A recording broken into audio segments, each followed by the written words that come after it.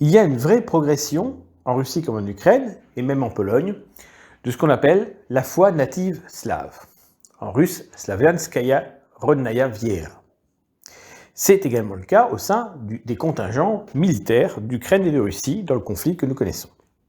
Il peut être intéressant, en conséquence, d'étudier la religion des anciens Slaves.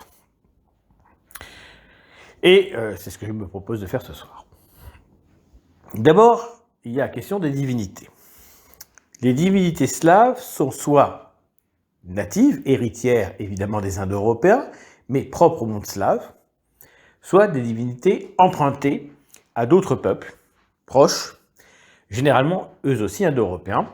Par exemple, les Sarmates, ces iranophones nomades qui peuplaient notamment le sud de la Russie et de l'Ukraine. Et puis ensuite, il y a la forme prise par cette religion, les cultes, les rites, les traditions. Commençons par les divinités. Dans le panthéon slave, il y a une divinité relativement mystérieuse dont certains ont voulu en faire une forme de dieu unique, qui est la divinité Rod, qui désigne plus ou moins l'ancêtre. Ce dieu Rod a été comparé par exemple souvent au dieu grec Ouranos ou à l'indien Varunia, une sorte de dieu primitif. Mais Rod n'est qu'un aspect, qu'un nom d'une divinité slave qui représente tout simplement le ciel. Alors, quelle est cette divinité? Parfois, elle est transcrise en vieux slave sous la forme d'Ii, qui n'est que la transposition du nom de Zeus. Mais un autre nom bien connu, c'est Svarog. Ça fait penser au sanskrit Svarga, qui désigne le ciel, l'espace solaire. Svarog est probablement le dieu céleste des Slaves. Certains le représentent peut-être avec plusieurs têtes, sous la forme de la divinité ouest slave Sventovit, à 4 visages, ou encore de la divinité Triglav, 3 visages qui existent également. Svarog, visiblement, est le dieu du ciel. Mais il apparaît comme un forgeron céleste. À noter, par exemple, que le nom du ciel peut, en indo-européen, signifier la pierre, Akmon. C'est une des versions possibles. Donc, un forgeron céleste. Et tout laisse à penser, effectivement, que c'est une dimension céleste particulière dans le monde slave. Il n'y a pas véritablement de dieu slave de la forge et du feu autre. On verra que c'est un peu plus compliqué. Effectivement, le nom indo-européen du dieu du ciel, le dieu Spater, a largement disparu.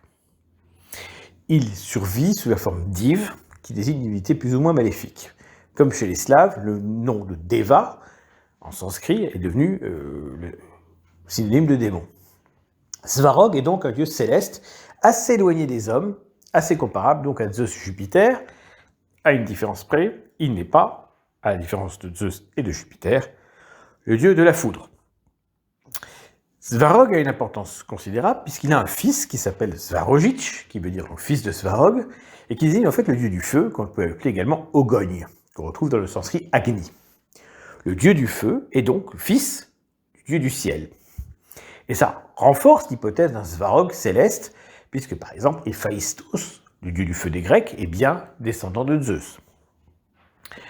Le culte du feu chez les Slaves est très important, comme chez tous les Indo-Européens. Dans le cas présent, Svarogich, surnom, désigne bien le dieu du feu, et donc le fils du dieu du ciel. Autre fils de Svarog, Dashbog. Dashbog, c'est le dieu qui donne. En réalité, il s'agit d'un dieu solaire.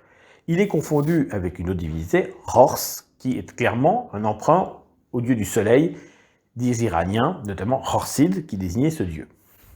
Emprunt slave et équivalent slave à côté. Donc Hors Dashbog, dieu du soleil, qui s'apparente par certains aspects à Apollo. Dashbog se retrouve dans le nom serbe Dabog, donc ça laisse penser que c'est une divinité ancienne. Le soleil se dit Sonse, en russe, c'est un neutre. Donc, on voit bien que le nom du dieu du soleil a été caché. Dashbog est le dieu solaire. Et il est l'équivalent, effectivement, de Hors, même si dans le panthéon de Vladimir, le premier prince de Kiev, ou de Volodymyr, selon la version qu'on veut donner à son nom, est séparé. Donc, il y a ensuite une divinité féminine qui s'appellerait Lada, qui serait l'épouse de Svarog. Lada fait penser assez naturellement au grec Léda, qui est une des compagnes de Zeus, avec laquelle il a eu Hélène et les Dioscures, Castor et Pollux. Et effectivement, également une divinité indienne, Rati, déesse du désir amoureux. Lada, dont le nom d'une célèbre marque de véhicule russe est dérivé, serait donc l'épouse du dieu céleste. Son existence est contestée par certains spécialistes. Elle aurait pour enfant Liel, qui serait une sorte de héros Cupidon slave. Un dieu fondamental du Panthéon, c'est le dieu de l'orage et de la guerre. Il est donc analogue à Arès et Mars, mais aussi au dieu Thor scandinave ou au dieu indien Indra. Sa fonction est très claire. C'est Pierun, le frappeur, le dieu de la foudre, celui qui donc est un dieu essentiel. Pierun, qui se dit Piorun en polonais, et qui se retrouve aussi chez les Serbes et d'autres peuples slaves, est donc clairement le dieu de la deuxième fonction indo-européenne, de la fonction guerrière, mais c'est souvent le dieu principal des panthéons, car il a la fonction orageuse, donc il lance la foudre. Thor, effectivement, avec son marteau, est un lanceur de foudre. Pierun a une hache qui joue le même rôle. La hache, c'est la Siekira Pieruna, donc la hache de Pierun, en russe, qui se portait également autour du cou en pendentif, de manière analogue au marteau de Thor. La hache de Pierun ou la hache de Perkunas, son cousin balte, effectivement, était portée en pendentif. Pierun, évidemment, est un dieu fondamental du panthéon slave, mais ce n'est pas le roi des dieux, au sens strict. C'est en revanche le dieu principal que Volodymyr Vladimir va choisir pour diriger le panthéon de Kiev tel qu'il l'établit. Une fois qu'on a cité ces divinités, eh bien, on a cité les principales, mais il y en a d'autres. Alors, il y a ce fameux dieu Stribog. Stribog serait le dieu du vent. Il correspondrait donc au dieu indien Vayu, par exemple. Mais certains spécialistes, comme Rybakov, laissent penser que Stribog n'est qu'un aspect de Svarog, que ce serait le même dieu. Difficile de savoir au sens strict. Les textes slaves dont on dispose, peu nombreux, laissent penser à un dieu, effectivement, du vent. Mais c'est une hypothèse. En tout cas, Stribog est attesté. D'autres divinités ne sont quasiment pas citées, mais on connaît leur existence. Il y a par exemple le dieu de la lune, Niesiats. C'est un dieu guerrier par certains aspects. Le caractère masculin de la lune existe parallèlement à un côté féminin, dont le slave Luna donne un aspect assez frappant. Et d'ailleurs, c'est très proche du français et du latin. Il y a une divinité de l'aurore, une déesse guerrière et aurorale. Elle ne joue pas tellement le rôle de déesse de l'amour, contrairement à d'autres déesses équivalentes, mais la dimension guerrière est présente. C'est Zaria ou Zoria, c'est l'aurore. Cette aurore peut avoir 3 dimensions. Dans ce cadre, elle représente à la fois la déesse du matin, la déesse de midi et la déesse du soir. Et les 3 déesses de l'aurore, si on peut dire, sont analogues par certains aspects aux fileuses du destin, les 3 parcs qu'on retrouve dans toutes les mythologies indo-européennes. Ce n'est pas sûr néanmoins, car il semblerait qu'il y ait effectivement 3 déesses slaves du destin qu'on appellerait les Rojanitsi. Leur nom rappelle d'ailleurs le dieu Rod que j'ai cité en introduction. Ces Rojanitsi pourraient être 3 également et représenter là aussi les fileuses du destin. En tout cas, il y a 3 aurores, dimension guerrière affirmée, peut-être une dimension amoureuse un peu oubliée, mais Zoria ou Zaria est la déesse de l'aurore, elle est très importante comme chez les autres Indo-Européens d'ailleurs. On ne repère pas spécialement de dieu de la mer, les Slaves sont assez éloignés de l'océan. Il y aurait un de Potrimpo, ce dieu Potrimpo serait un emprunt clairement à une divinité balte, et jouerait un rôle de dieu de la fécondité et de la fertilité. Peut-être est-il à confondre avec le dieu Yarilo, qui est un dieu du printemps et de la joie et de l'année. Yarilo serait peut-être l'équivalent sous une forme guerrière du dieu slave de l'Ouest Yarovit, ou Jarovit. Il y a également une déesse de la chasse, du destin, de la vie et de beaucoup d'autres aspects. Cette déesse slave s'appelle Jiva, c'est la déesse de la vie. Mais elle pourrait correspondre aussi à la déesse slave Dzevona, qui est en fait une variante de Diane. Emprunt latin ou divinité indo-européenne commune, on ne sait pas. Il y aurait d'autres divinités slaves importantes, mais là aussi, elles sont de l'ordre quasiment de la mythologie, comme Sétivrat, qui correspondrait à Saturne, et d'autres encore. Parmi les divinités, une divinité féminine, Mokosh, dont les aspects rappellent parfois Athéna. Elle joue par exemple le rôle, comme la déesse grecque, d'une déesse du tissage et des métiers féminins. Mais là aussi, la dimension de déesse du destin n'est pas éloignée. Mokosh serait, pour certains par contre, une sorte d'avatar de la déesse de la terre-mère, qui en russe s'appelle Matsirela Zimia, donc terre sèche mer. La Matzimia, la terre-mère, serait équivalent de l'Ada, elle aussi épouse du dieu céleste. En tout cas, c'est une des hypothèses possibles. Zimia, il n'y a pas de doute là-dessus, c'est la terre. Ça rappelle le nom, par exemple, de la déesse phrygienne équivalente Sémédée. Il y aurait certainement d'autres divinités à signaler. Par exemple, un dieu des enfers qui s'appellerait Vui, un dieu un peu mystérieux et caché, qui correspondrait plus ou moins au dieu Hadès chez les Grecs.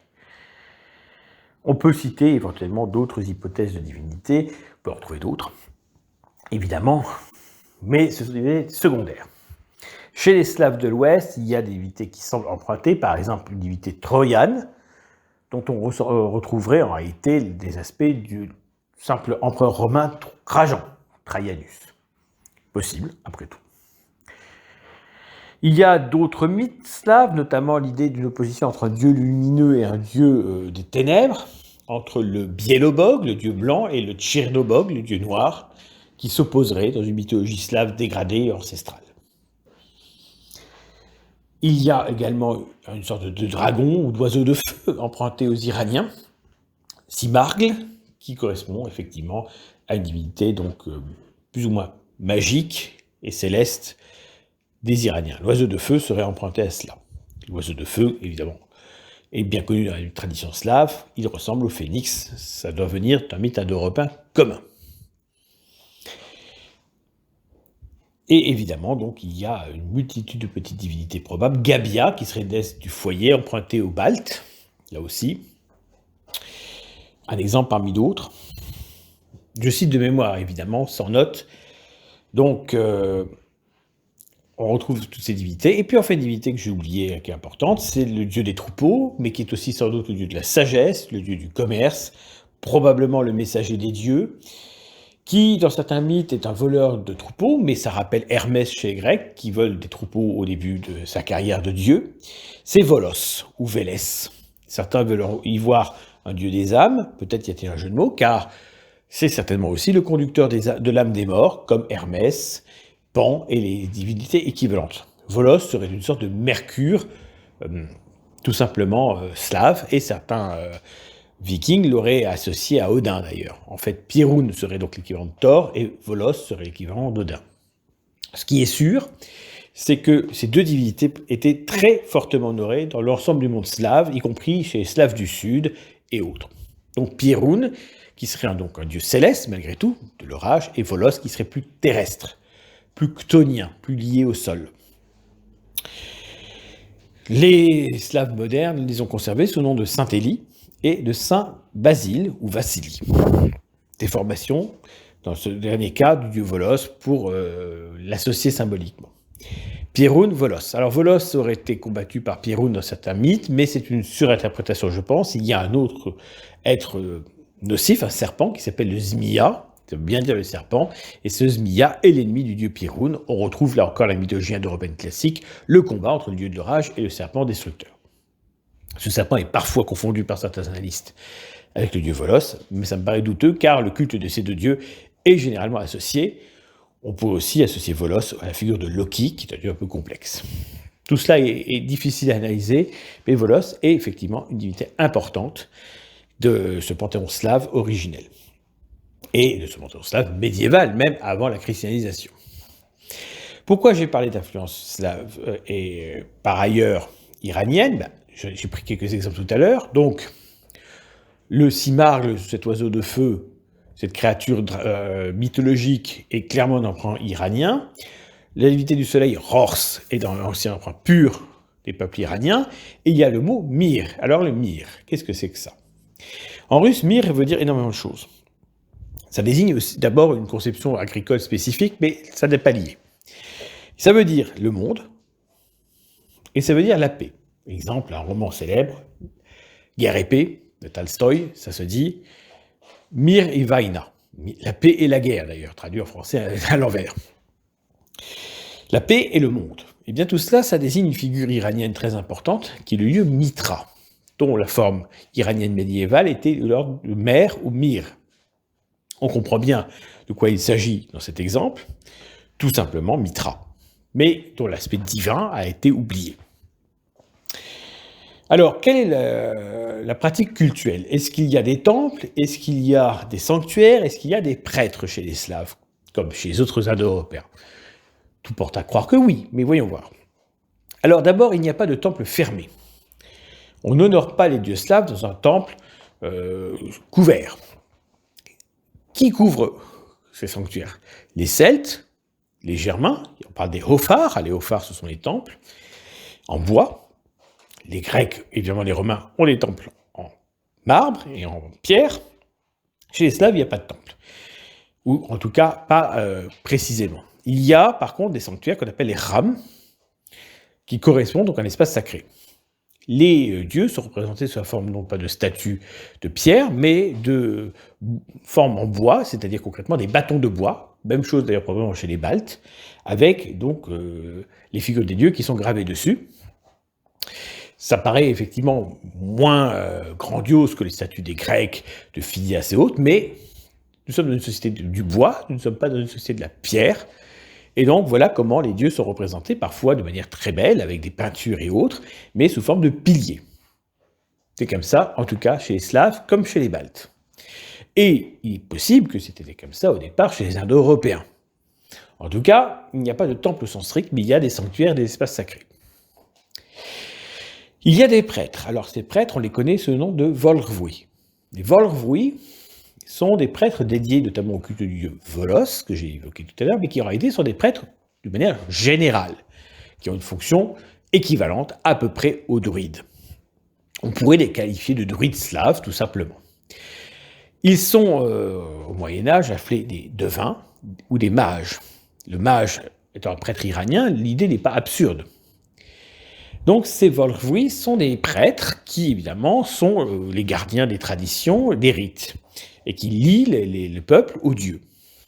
Il y avait des Volhrvui autour du sanctuaire de Kiev créé par Vladimir, ils seront ensuite chassés et rejetés, et ils vont résister pendant plus de 2 siècles. La dernière grande révolte des prêtres païens, des Volhrvui donc en Russie, c'est 1223. C'est donc plus de 200 ans, presque 230 ans, après la conversion officielle de la Rousse de Kiev au christianisme, et malgré la résistance païenne de Novgorod qui suivra immédiatement après, car à peine Vladimir devient chrétien à Kiev que les Slaves de Novgorod combattent le christianisme immédiatement, mais ils seront évidemment vaincus. Cette résistance des prêtres païens est extraordinaire puisqu'elle prouve que la christianisation du monde slave mettra beaucoup plus de temps. Il y a les équivalents des Volhrvui chez les Polonais et les autres. Donc, tout porte à croire que c'est bien le cas de prêtres. Alors, il y a des mots qui ont changé. Et donc, d'autres types de prêtres existaient. Voilà, notamment en russe et en polonais, sans doute des sacrificateurs ou des prêtres invocateurs des dieux, car il y avait sans doute d'autres termes que ce terme-là. C'est le cas d'ailleurs chez les autres Indo-Européens aussi. Par exemple, le Zaotar iranien est prêtre du feu, mais c'est un prêtre sacrificateur et invocateur. Pas le cas du mage classique. Donc, il est probable que le terme jriets, qu'on connaît en russe et qui dit le prêtre chrétien, vienne d'un autre prêtre païen, probablement avec des fonctions spécifiques. Voilà, jriets, à mon avis, c'est le prêtre invocateur. Il y a des équivalents à peu près chez tous les Indo-Européens, par exemple chez les Gaulois et les Celtes en général, le druide a un rôle de rituel, mais il y a un Goodwater qui est un prêtre spécifique des invocations divines. On le retrouve donc à peu près l'équivalent chez les Germains, notamment le Godi, le prêtre germanique, le Godi, est typiquement l'invocateur des dieux. Voilà, peu importe à la rigueur tout cela, c'était pas très important, mais c'est intéressant de voir comment ça fonctionne chez les Slaves. Donc c'est un polythéisme indo-européen classique, assez rural, et très archaïque par certains aspects. Ça n'a pas évidemment l'évolution des Grecs et des Romains, mais ça permet de voir un petit peu plus quelle était la religiosité de nos ancêtres il y a 6000 ou 7000 ans, car c'est concrètement comme ça que ça devait se passer. Le flaxman indo-européen, le prêtre indo-européen, ne devait pas être très différent du Volhov slave ou du druide celte, évidemment. Je n'ai pas pu évoquer toutes les divinités présentes, mais j'ai donné les exemples les plus importants. Alors, les Slaves vont devenir chrétiens comment? D'abord, pas forcément avec la même forme de christianisme. Certains vont être sous l'influence du christianisme grec, qu'on appellera orthodoxe, et d'autres sous la forme du christianisme latin, qu'on appelle catholique. Les Polonais vont être plus ou moins christianisés par les Tchèques. Ce sont les Tchèques, et les Moraves notamment, et les Bohémiens, qui vont se convertir les premiers. Parmi les Slaves, de l'Ouest en tout cas. Beaucoup de Polonais, de tribus polonaises vont résister. Les Polanes se convertissent progressivement à partir du roi Mieszko, aux alentours de 967 de notre ère. Mais les Poméraniens et d'autres peuples de l'Ouest refusent la christianisation. Ils vont résister jusqu'au début du XIIIe siècle. Ils sont notamment autour d'une île qui s'appelle Rügen en allemand, Arkona en slave, qui est donc une île qui est un lieu saint, un lieu sacré des païens slaves de l'Ouest et qu'ils vont défendre. Ils seront écrasés évidemment lors de plusieurs croisades menées soit par des rois germaniques chrétiens, soit par les rois slaves devenus chrétiens. Dans le même temps, les Serbes, notamment les peuples slaves du Sud, s'installent dans les vestiges de ce qui reste de l'Empire romain d'Orient, de l'Empire byzantin, à partir du 7e siècle, et vont se convertir autour du 9e siècle, c'est-à-dire ils vont rester à peu près 2 siècles païens avant de choisir le christianisme orthodoxe. Les Bulgares, qui sont essentiellement des Slaves, vont se convertir plus tard encore, au milieu du Xe siècle, autour de 960 de notre ère, avec le roi Boris, qui sera remplacé par son fils Vladimir, qui lui rétablira le paganisme, ce qui obligera son père, qui s'était mis dans un monastère, à revenir dans le jeu, aveuglant son fils et reprenant le pouvoir. La résistance slave, la réaction slave païenne de Bulgarie aura été entravée. J'ai cité Volodymyr et Vladimir, la forme ukrainienne, la forme russe, de Kiev, donc autour de 990 de notre ère, c'est à ce moment-là qu'il devient chrétien, après avoir tenté 10 ans auparavant de réformer le paganisme slave. Il estimera sans doute avoir échoué dans ce rôle, ou penser que le christianisme était inarrêtable. Cela amène donc les Slaves à devenir chrétiens. À partir du début du XIIIe siècle, on peut considérer que la christianisation des Slaves est quasiment terminée. Voilà ce que je pouvais vous dire de mémoire, parce que je suis sans note, sur ce qu'est la religion des Slaves. Et effectivement, il y a un renouveau païen qui a eu lieu en Russie dès les années 70, et surtout des années 80, avec autour du mouvement identitaire Pamiat. Il y a l'équivalent chez les Slaves, beaucoup d'idéologies nationalistes aussi. Jan Stachniuk, qui est une des figures majeures du paganisme slave renaissant, qu'on appelle la Rodzima Wiara, la foi ancestrale en polonais.